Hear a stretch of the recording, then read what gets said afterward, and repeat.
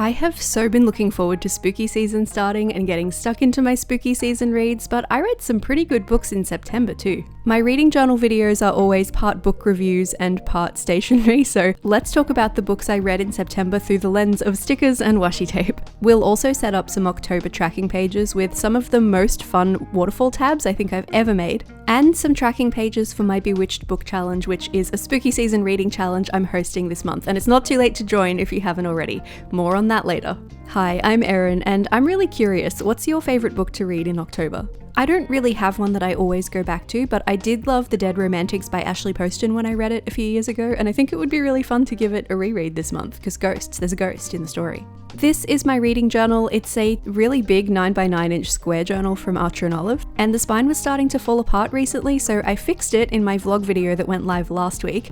But when I turned over the page from where I'd fixed it, I noticed this page didn't look like it was holding up particularly well either, so I thought I'd just jump in with the same combo I used on the previous page to get these pages really sticking to each other. This first page is always glued together, and that kind of helps to support the integrity of the journal, so I'm adding some really heavy duty packing tape here, and then just covering it with this beautiful William Morris tape to hide the fact that it was kind of ugly before.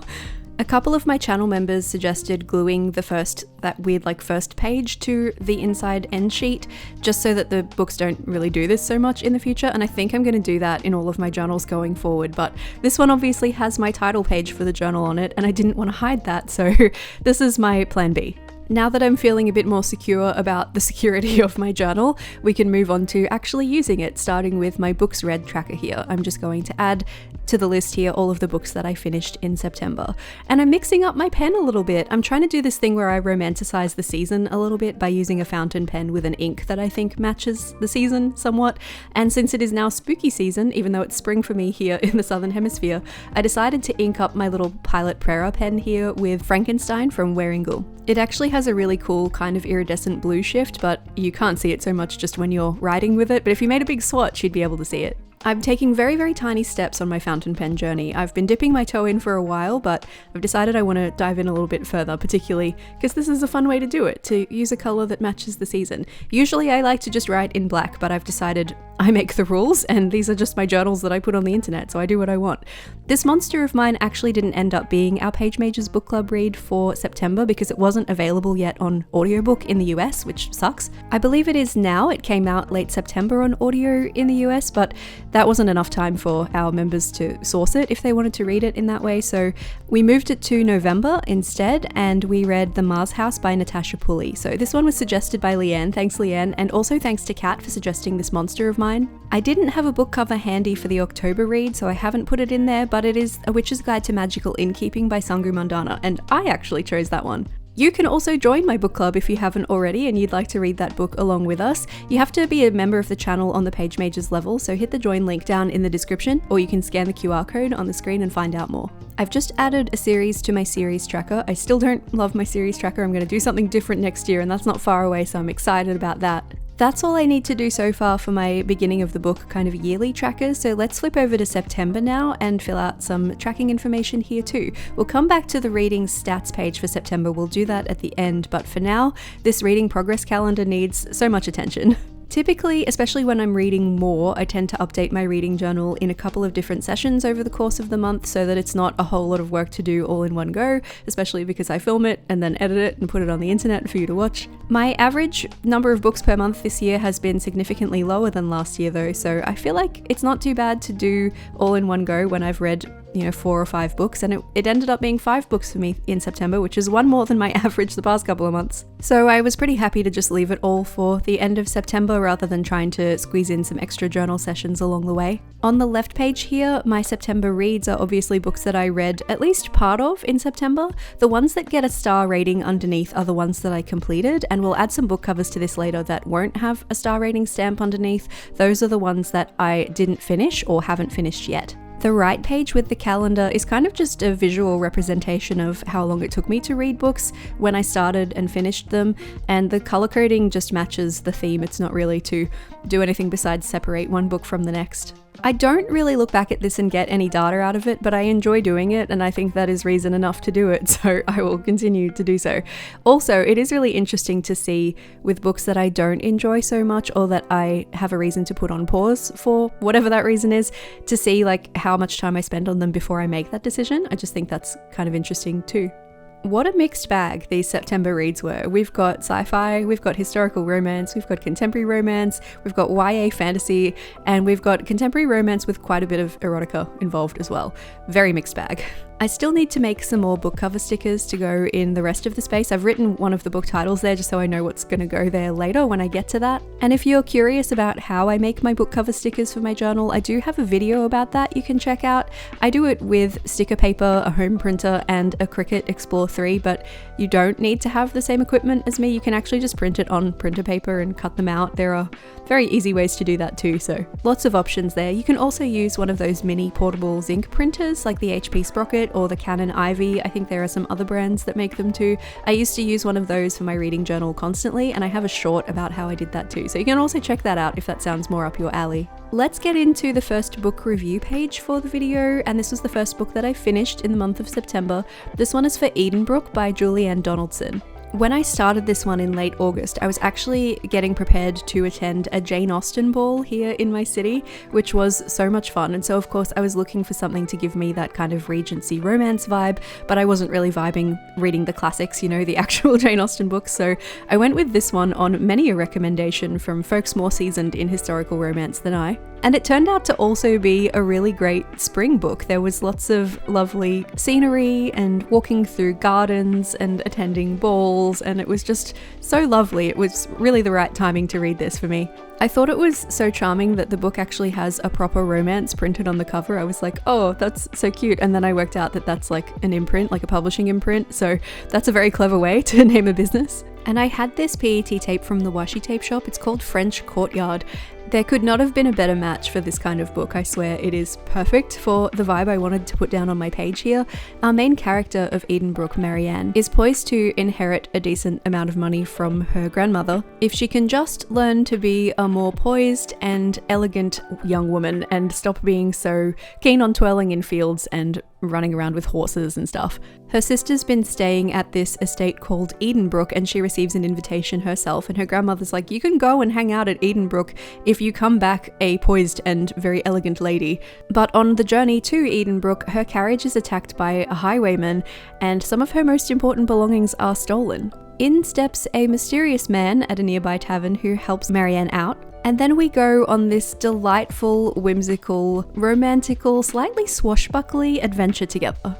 If you like your romance to be closed door and very chaste, this is a good choice for you. Goodreads doesn't list this one as YA, but it does have that YA vibe to me, especially given Marianne is a very naive young woman, and the story is told from her perspective, so we're inside her head, and I don't always think she makes the best choices, but what fun would the book be if she did, you know? I should mention I will never give you spoilers in the voiceover for these videos, but I will write some spoilers on the page, so if you want to avoid that, please do not read my written review that will come in a moment. I really enjoyed this one, and I think you would too if you like a slow burn romance, lots of pining, a bit of a will they won't they vibe. I read this one on ebook, so I'm not sure what the audiobook experience is like, but I did very much enjoy reading this one with my eyeballs. I got it through the library. It came out originally in 2012, so it's a little on the older side. It's quite funny, isn't it, to consider something that's like 15 years old when it's historical romance. It's about something that happened supposedly in the 1800s. That's just funny. I'm rating it on my Peach rating scale, which I've been using for all of this year. I designed this rating system for myself, but it's been so exciting to see other people adopting it too. Thank you so much if you tried out the Peach rating system this year. I hope it was useful for you, and if not, that's totally fine too. I gave this one 4 stars, a very nice, clean, even 4 stars. And guess what? Yes, if you are curious, I do have a video explaining how the Peach rating system works, so I'll leave that in the description and up in the cards for you too. Moving on to our next book review, this one was our Page Majors book club read for September. This was The Mars House by Natasha Pulley. To be totally honest with you, this book is a little bit longer than I typically like our Page Majors reads to be. It's about 470 pages, I think. We usually try to keep it closer to the like 350 page mark. But the premise of this one was just so fascinating, I thought we've got to give it a go.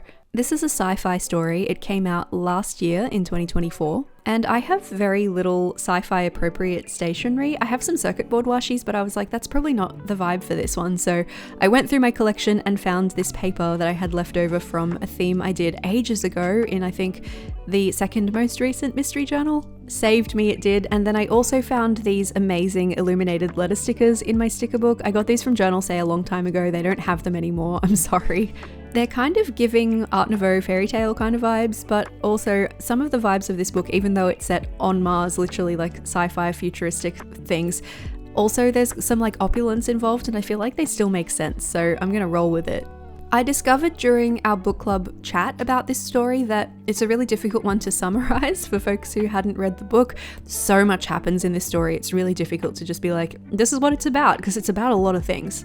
Our main character's name is January Sterling, and he's a principal dancer at the London Ballet, but this is a London of the future, in a time where we've kind of destroyed Earth to the point where people have had to go out and find alternative planets, Mars being amongst them. In the midst of a natural disaster in his hometown of London, he is evacuated to Mars and finds himself in a very different situation where the gravity is so different on Mars that he is now significantly stronger than the people who have been living there for some time or have chosen to undergo this process called naturalization, where they become better suited to the Mars atmosphere, but in doing so they lose a lot of their physical strength. So he's really seen as a threat on Mars, and there's a lot of discrimination around the Earth Strongers, as they call them. Through a series of unfortunate events, January finds himself in a marriage of political convenience with the person who represents the party that goes against everything he stands for himself personally.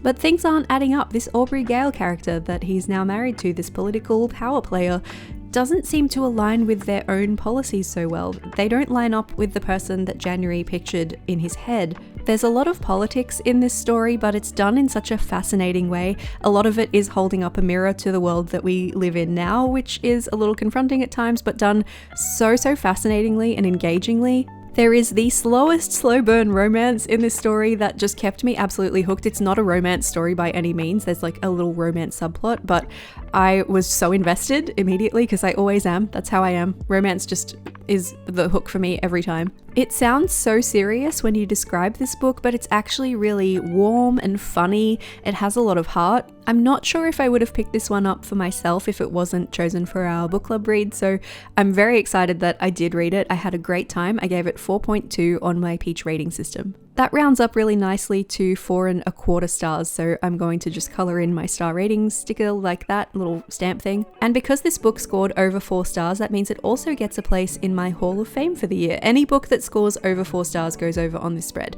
We'll come back to that because I want to do my book bingo first. It's the first sci-fi I've read this year, which means I can colour in the sci-fi on my genre bingo. That's fantastic. Also, there was a really big twist in this book that I actually saw coming, and that basically never happens. I was so proud of myself.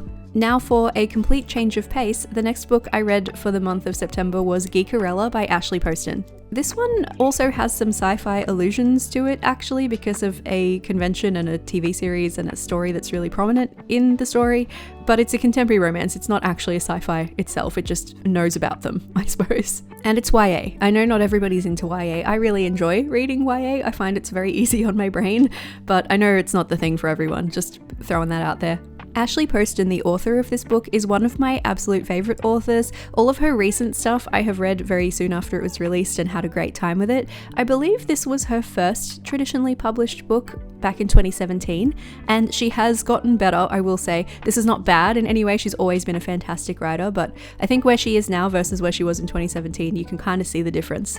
And like, look, same queen. 2017 is the year I picked up my first bullet journal, so let's not throw stones here. You might be able to tell from the title, but this is a Cinderella retelling in a very modern setting. If you have any kind of nostalgic love for A Cinderella Story, the movie with Chad Michael Murray and Hilary Duff, you might love this because it's very reminiscent. This book is from dual points of view, so we have 2 main characters. The female main character's name is Elle. Funny that, Cinderella.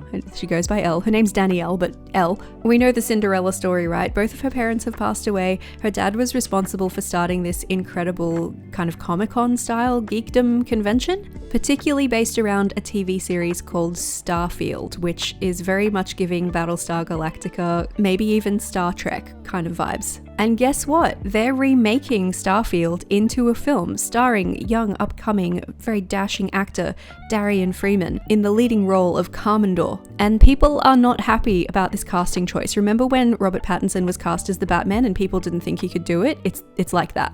In a bit of record-keeping confusion, Darian actually texts Elle thinking that he can get information about this con from her father, not realizing that that's not who has this phone number anymore, and they get into kind of a "you've got mail" conversation, not knowing who either of the other are, but they start to confide in each other, and it's really sweet and adorable. I used this kind of galaxy pattern. Oh, my kitty Mitsu's about to join us, just FYI, in case you have dogs in the room that bark at cats on the screen.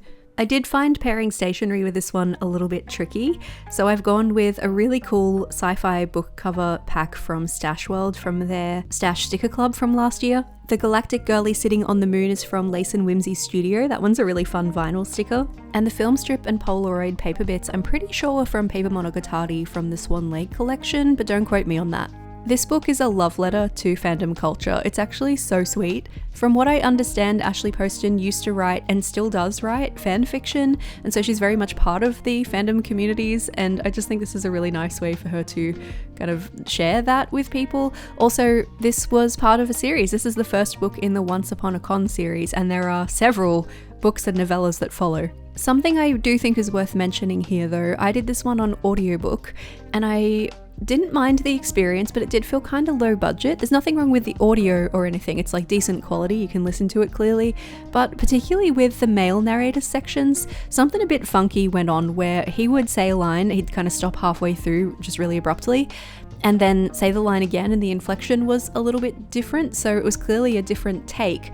And it was like they just didn't edit out the part that they were supposed to edit out, and it happened repeatedly throughout the story. Nothing will yank you out of the book quite like that, unfortunately. So I think if this one does pique your interest and you are someone who does read with your eyeballs, I would recommend going with the eyeball read if it's available to you. But if not, and you just want to go for the audiobook anyway, or that's your area, then just know what you're getting into. It's nothing too dismal or anything, it's just, I was like, what's happening here?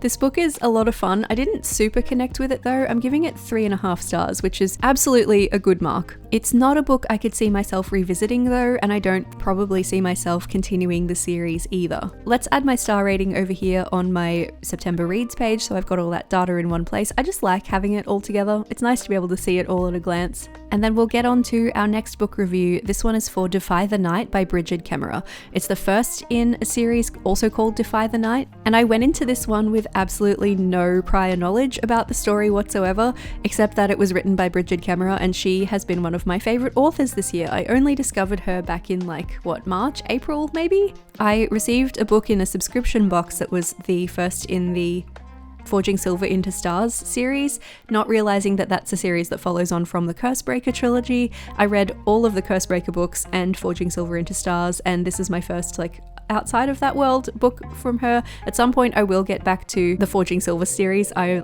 don't know, I know the next book for that's not out yet, and I don't want to read the one that's waiting for me, because then I have to wait even longer for the next one, you know? Whereas to my knowledge the Defy the Night series is complete, so I'm jumping into this one instead. This is a YA fantasy story, but I'm not getting so much of a YA vibe from this one. I think it might be a case of those woman rights fantasy classify it as a YA kind of situations, because there's some violence, it's quite gory and brutal in places, as is so often the case with YA fantasy written by women, but the characters I think are quite young, so you know what, I'll allow it. This book came out in 2021, which makes it seem like a pandemic book because there is a sickness in this story that is taking the lives of people. It's kind of just called the fever, and the only thing that can cure it is more cowbell. I'm so sorry.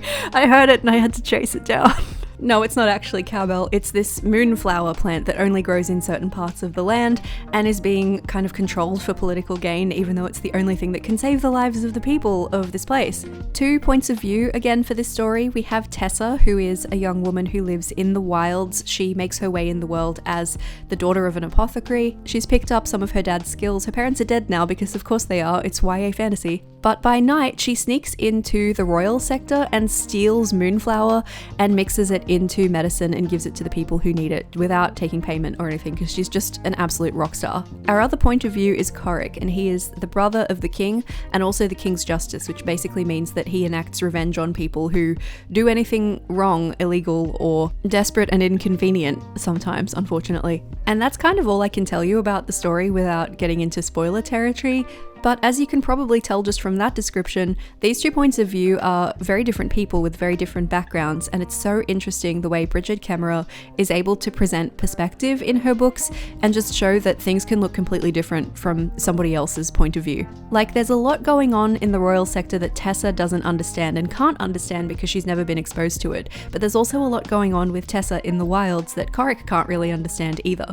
I loved it. I had such a good time, as with everything Brigid Kemmerer that I've read so far. My peach rating is 4.4, which I'm rounding up to 4.5 stars for purposes of colouring in my stars. I will mention I've read all of the Brigid Kemmerer books on ebook. I haven't done any of them on audio, and my friend Rachel actually tried to read one on my recommendation on audio, and she didn't have such a good time. She didn't love the narrators, and sometimes that can ruin the experience of a book for you, so your mileage may vary, but I do try to read my favourites with my eyeballs, and that one is definitely one that I recommend as an eyeball read. Onward to the fifth and final book review of this video, and I didn't have anything that would fit for this one really, so I'm pulling out this kind of galaxy stuff again, and we're just going to pretend that it looks like water, right? You see it. You see it. This one is Deep End by Ali Hazelwood. It took me a while to get to this one. I have read a lot of Ali Hazelwood. The last one I tried was Not in Love, and I didn't love it, and I DNF'd it. I thought Bride was okay. I really enjoyed all of the Steminist series books, even the novellas, and I loved Check and Mate. So it took me a bit of time to get to this one because I was feeling a bit Ali Hazelwooded out, if you get me, but it was available immediately through the library with no wait, and I went, do you know what? Sure. Fair warning, this is a very spicy book. I feel like Ali Hazelwood saw all the feedback from when The Love Hypothesis came out and people were like, it's not even spicy, and she went, hold my beer. But the spice has place in this story, like it's actually integral to the plot in a lot of ways, so I'm alright with it. I don't mind a spicy book, but when it's there for no reason, I'm like, come on, what are we doing? This is not furthering the plot in any way. It does in this story, so I'm fine with it. In this story, we're following Scarlett, also known by the nickname of Vandy. She's a competitive diver, and she is also a student at Stanford, hoping to go on to study medicine. And she's a kinky girl. She likes some non-vanilla stuff in the bedroom. She has a bit of trouble making friends, but she's bonding with a teammate who is dating a guy who also likes some kinky stuff in the bedroom, and his girlfriend's not into that, and they actually kind of break up over it. And at a party, when her friend is really, really drunk, she says to her ex, like, hey, you and Vandy should get together because you guys are into the same stuff. And they're both like, what? And then they do, but it's done in a very like consensual way, which I always find great in a book. If you're going to get into this stuff, like demonstrate a healthy way to do it. I respect it. Scarlett is also going through some mental block things after suffering an injury, and she's really struggling with her diving, but she's seeing a therapist for it. Like, girl, get it. I love the healthy realities presented in this story. Ali Hazelwood definitely has a storytelling format, but she's also a scientist, and I feel like when you see a formula work over and over again, of course you're going to continue to do it, especially if you're a scientist. And do you know what? It works on me. I love it. I lap it up. The formula goes something like, girl is oblivious, guy is huge, guy falls first, girl is oblivious, somebody betrays them, he kind of saves her, but she's also really smart and independent and can save herself too. End of book. And this one follows that to a point as well, but it also kind of mixes it up a little, which I appreciated. I gave it 3 3/4 stars, so 3.75. I did really enjoy it, not quite a 4-star read for me, but reading it right after, or even a little bit overlapping with Defy the Night, I was like, yeah, 3 3/4. But I thought I'd go back to the bingo. I originally put it down on the caretaker square, but then I realized it's much better suited to sports because I don't read a lot of sports romance. I probably won't do another one this year. So I'm reassigning it to sports romance, and I'm actually going to make the caretaker one the Mars house, because that is kind of a thing in that story too. So no worries, I still got to keep both of my squares coloured in. Now that I've completed all of my reading for the month, let's colour in my tracker. I read 5 books, so I'm going to colour in 5 books in grey to match with my theme. Over here on the Did Not Finish, I'm adding The Stars Are Dying. You guys, thank you so much. You really encouraged me to not continue trying to force myself to read this book. It came in a book box that I will be reviewing really soon on the channel. I even tried switching to audiobook to see if that could save it, and it did not, but them's the breaks. I'm also putting a couple of books on hold. These are both books that I started in September, but I'm really keen to get into my spooky season reading, and I did really like both of these books, so I will come back to them, but putting them on hold for now. I've got The Traveling Tea Shop by Belinda Jones. I'm reading this one in a physical book. Who am I even? And also The Crimson Petal and the White by Michelle Faber. I received this one in a different book box actually, and this book is really, really long, so I'll come back to it in November. I've printed my extra book covers now so I can put Defy the Night and The Mars House down on my Hall of Fame here. I'm running out of room on this page. I'm not sure if I'll need to just start covering the decoration. I don't think I'd add a tip in because of the spine damage. I think I would just start a new page for it later on. Anyway, moving on now, we're going to set up my October pages, and this is going to be so much fun because spooky season is always a great time to be really maximalist in a journal, and I'm adding some extra pages for my book challenge as well, so I get to really go ham with the waterfall tabs this time, and they're gonna look so cool. Just in case you've never come across a waterfall tab before, the idea here is that you start kind of from the back page of the section you want to use, and you progressively remove more and more paper as you move forward through the book, so that when they're all sitting on top of each other, you can kind of see the bottom page peeking out a little bit underneath the one that's on top, if that makes sense. You'll see. I have a whole video that's exactly about how to do this, so I'll have that linked for you in the description and up in the cards. I do recommend if you're going to cut these out with scissors though, that you use a longer blade scissors than the kind I typically use for my journal. I really like these little embroidery scissors, but they won't cut it for this kind of thing, so big scissors for this. The heroes of this setup are definitely this washi tape set of 3 that came with the Archer and Olive Haunted Hollow box. They're glow in the dark. It's so much fun. I was freaking out about them in my vlog recently, if you want to see that. I really want to try and capture some photos or video that show off the glow in the darkness, but that's really hard to capture on camera. I'll try. We'll see how we go. If I can do it, I'll put it in the next vlog, but I'm alternating those tapes with some florals from this one from the washi tape shop. It's called Mystic Meow. It is the most beautiful tape. I love it. Vibrant orange and purple florals mixed with black cats. It's just so good. There are some spiders in this one though, so if you hate spiders, you might need to look away for this part. Just treat me like a podcast. I'll tell you when it's safe to, actually, it may not be safe to come back until right at the end, but just try not to look at them. I'm sorry. I'm Australian, so I'm probably more used to spiders than the average. It's a little bit of a process to build these up enough to take up the space that I need them to on the right side there to fill up the waterfall tab, but it looks so good when it's done. I think it's worth it. We're just going to keep repeating that process, so a solid washi tape for one, and then the next one will be the florals until we get back to the first page, which has the most cut off, and that's going to be our cover page, which we'll decorate together when we get there.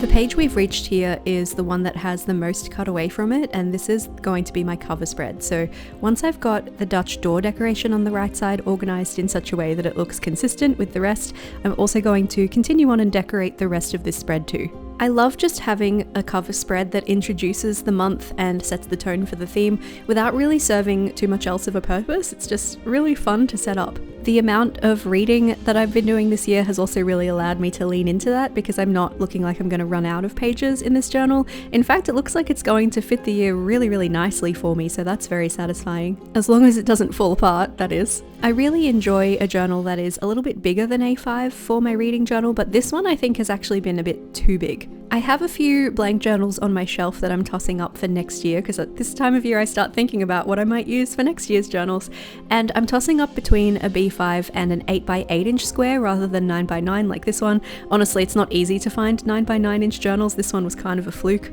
It's a bit tricky to fit in the frame, honestly, this giant journal, but I think a B5 I've done before and I loved it, and I have never actually tried an 8x8 inch square, so I would be curious to see if it feels different to this one, even though proportionally it's the same.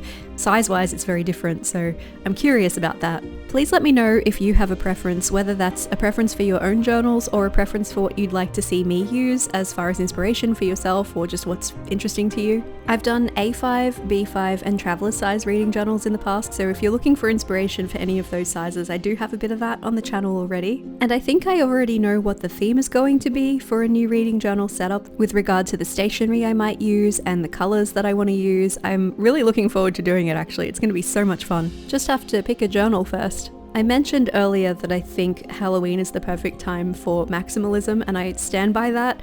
I do like to have kind of a lot going on my pages compared to some people anyway, but when it comes to this time of year, all bets are off. Let's just go crazy with contrast, crazy with colour. And funnily enough, I had already made my own title heading stickers for this setup before I opened my little package from the washi tape shop. I don't always know what they're going to be sending me, it's a bit of a surprise sometimes, but when I saw the Mystic Meow tape and it had this beautiful purple and orange going on, and I had done purple lettering for my stickers, you can see them here, I was just like, well, this is perfect, isn't it? This is just the ideal match.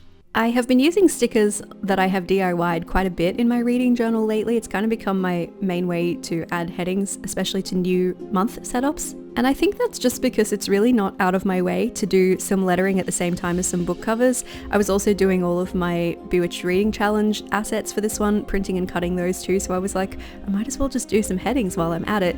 It's very convenient. Don't get me wrong, I still love to hand letter, and I still love to hand letter in my journals. I just have been having a moment with the Cricut. I'm sure I'll come back around to writing stuff with my hands at some point soon. The font I've used for October is called Milk and Honey, just in case you like the look of it, and I'm also adding some stickers from, actually I think this particular sheet is from last year's Sticky Halloween Advent Calendar, but I will include a few stickers from this year's Sticky Halloween Advent Calendars too.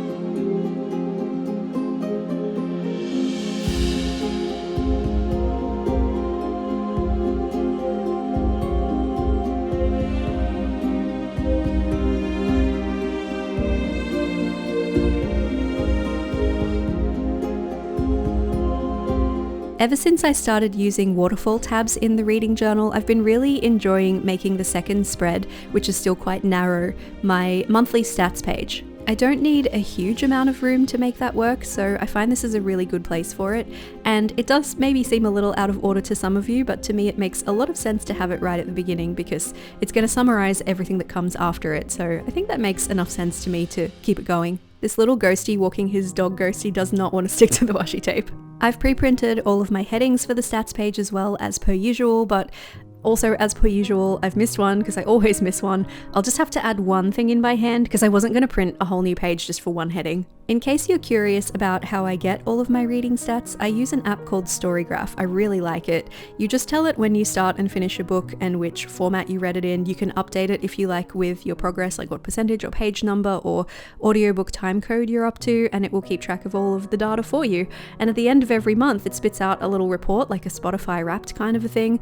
And it even makes graphics that you can share on your stories or with your friends or whatever. So I really like Storygraph. I just have the free version. There is a paid version. I tried it for a month. I didn't find it to be super useful to have the paid version for me, so I like just using the free one. I have my Storygraph account linked in the description in case you want to be friends over there.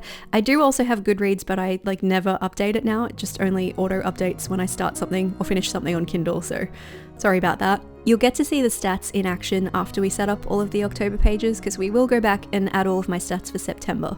I also really like adding my pie charts as stickers in this setup because it's really easy to do with Cricut for one thing, and it's also easier to move them around than if you drew a circle on the page and then decided you didn't like where you placed it.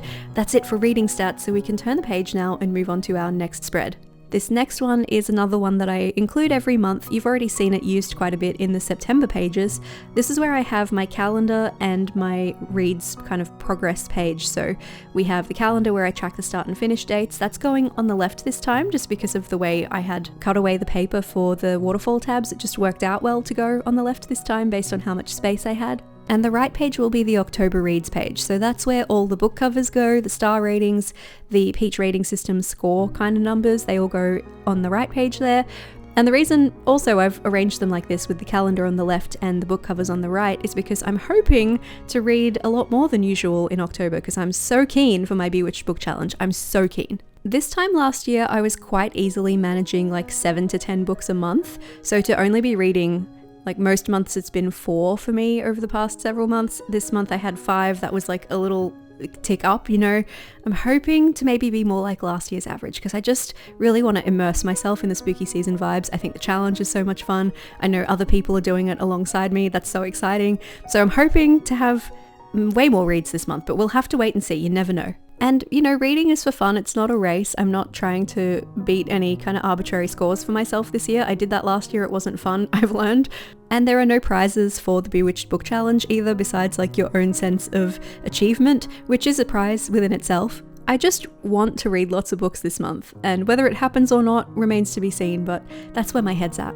Also, because I am technically setting this up very early in October, I can go ahead and add the book covers for the 2 books that I was reading that brought me over from September. The first being Defend the Dawn by Brigid Kemmerer, that's the second one in the Defy the Night series, and the other one is Slaying the Shifter Prince by Claire Sager. I got that one in a book box. This next spread is not going to look very aesthetic when it's finished, but this is kind of record keeping for me. This spread is going to be all about the Bewitched Book Challenge. It's going to have all of my resources that I made for it as printables for folks to put in their own journals. It's partly so that I remember what's going on when I go to do my own kind of wrap up at the end of the month for the challenge, but it's also a record so that when I'm setting up the challenge for next year, I know what I did last year and whether I want to keep things the same or change things up based on your feedback. It never hurts to have a hard copy just in case I like lose all of my files or something. I probably could have stood to print them a little bit smaller than I have because I'm having to cut the headings off a lot of them, which is so fine, it's no loss or anything. But once everything's down on the page, this is going to kind of look like a textbook, which is also fine, but like it's not going to be that pretty. I'll make it as pretty as I can, but it's all about information, this one, and that's fine. If you're like, Erin, what challenge? What are you talking about? I have heard nothing about this. I have a video explaining how it works on my channel in case you'd like to get involved. It is not too late to start. You can honestly just read what you normally read and then at the end of the month kind of apply the books that you read to the prompts and see how you go. But I do think it's a really fun challenge. The idea is that you're casting spells, but the ingredients in the spells are the books that you read, and each one will fulfill a charm, and if you have 3 of the right charms in the right combination, then you can cast the spell. It's just a cute way to kind of gamify or romanticize your October reading, especially if you really enjoy Halloween like I do. And Australia doesn't go very hard on Halloween. Like, there are Halloween events here, but it's not like what I've seen in the movies from when I was a kid, you know, it's not like Hocus Pocus over here. So I have to make my own fun, and this is how I do it. The response to the challenge this year has actually been so amazing. I've been seeing people sharing their reads on Instagram stories and on TikTok. Literally hundreds of people have joined the Storygraph challenge and thousands of books have been added to it, which is incredible. And I've actually made 3 difficulty levels for the challenge this year, so even if you are a less prolific reader like I have been this year, then you can still have a really good time with it, earn some points, and make an achievement level. I'll make sure the Storygraph challenge is linked down in the description, and I also have the graphics that you can use and print out that I'm including here in my journal. You can also add those to your own journal if you like. I love that so many people have already. Thank you so much for being part of this. If you're joining in, it truly just makes me so happy to know that we like the same stuff. I also tried to design some of the prompts in this challenge so that even if you're not interested in like paranormal romance or horror or thrillers, maybe you can still get involved even if you're a non-fiction reader or a literary fiction reader, or you just only read contemporary romance, like whatever it is, you should still be able to get yourself some points if you want to try it out. The most important part of the challenge is the spellbook. So this is where we list out the prompts for the reading. So things like read a book with a black cover, or read a book by an author that's new to you, or read a book that has a potion or elixir or poison in the story. Each one of the spells is made up of 3 of those prompts, and the spellbook has kind of like a checklist of all of them so that as you go through and read the books, you can check them off. But the way you apply them to the spellbook varies depending on your difficulty level. So if you're doing the challenge on the hardest level, which is called Soul Sigil, it's 1 book per prompt. If you're doing it on the Twin Sigil, which is the medium difficulty, then you can apply your books to 2 of the prompts at a time. And the easiest level is the triple sigil, and that one you can apply a book to 3 prompts, but not 3 prompts all from the same spell, maximum 2 per spell. I couldn't commit to a difficulty level, so I've actually printed the spellbook twice, and I'm setting up 2 separate spreads, one for twin sigil, which is the medium difficulty, and one for triple sigil, which is the easiest difficulty. And I'm just going to log my books against both of them and see how I go on both levels. The previous spread was the one for the twin sigil, so the medium difficulty, and the one we're setting up now is for the triple sigil, which is the easiest. The way I plan to use this is to use the spellbook on the left side as a bit of a checklist, and on the right side I'll probably make some kind of table.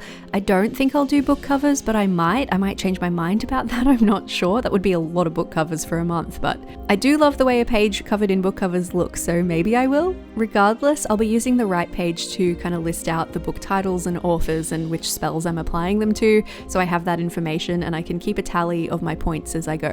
I think I'll probably also at the end of October add a little wrap-up spread at the end of the October pages, so I can say like, hey, this is what I achieved and these are the books that earned me the most points, or whatever it is. I have printed some book covers for the books that I plan to read though, as well as some that I will just need for reviews coming up soon. So here's a little sneak peek at what I'm planning to read in October via putting them in my sticker book for safekeeping. Obviously, I want to finish Defend the Dawn. I have technically already finished Slaying the Shifter Prince. I finished that one yesterday at the time I'm recording this voiceover. On my list, I have A Dark and Secret Magic by Wallace Kinney, Inkblood Sister Scribe by Emma Torres, House Moving Castle by Diana Wynne Jones, Belladonna by Adeline Grace, The Kiss Curse by Erin Sterling. I read the X-Hex a couple of years ago and I really liked it. This is the follow-up to that.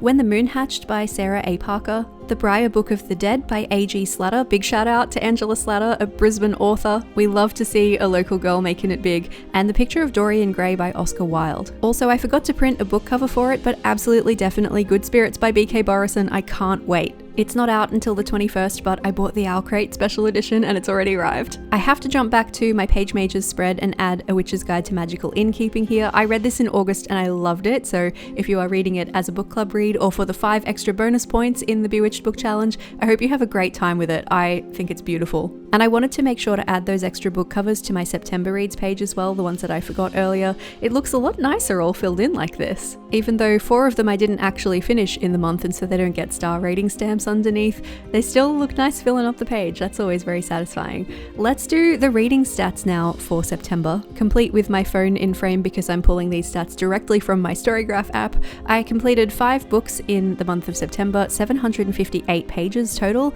or 53 hours and 25 minutes of audiobook. So combined, those make up the 5 books that I finished. On average, it took me 11 days to finish a book. 100% of those books, all of them were fiction, which does not come as a surprise to anyone, I'm sure.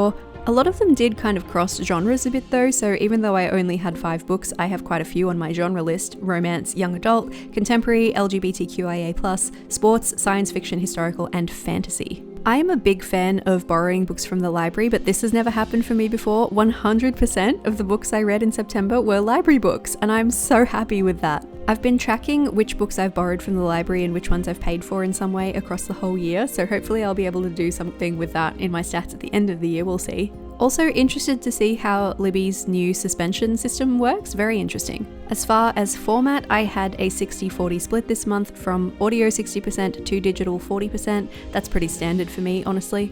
And my average rating for the month was a very respectable and healthy 4 stars, which I'm very, very pleased with. Hoping to keep that rating up high, and hey, DNFing the books you're not enjoying will help to do that. I'm trying to do more of that myself. And with that, we are done with my reading journal for September and we're all set up for October, so let's have a full flip through from September through to where we're all set up to now. I have hit you with quite a few questions in this video, but I have one more for you as always, and that is, what was your top read in September? I must know. I didn't have a standout book field in my reading stats for September, but if I had to put one there, it would have been Defy the Night by Brigid Kemmerer. My K-pop friends will know what a bias wrecker is. Brigid Kemmerer is that, but for authors. I don't know how else to describe it. I do have one page left over here next to Deep End, so I will just put my first read for October in that space. I'm okay with kind of going a bit non-linear there. It's still fairly linear, but you know what I mean. If you're joining in the Bewitched Book Challenge, thank you so much. I wish you the most magical reading experience of your life in October.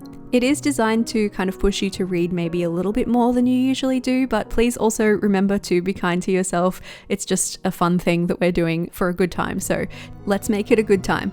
I'm so grateful that you've stuck around all the way to the end of the video. Not everybody does that, so the ones who do are very special to me. If you're keen to keep hanging out and talk books some more with me, here is a link to my playlist of reading journal videos from this year, and underneath that is a link to a video that the YouTube algorithm fairies have chosen just for you.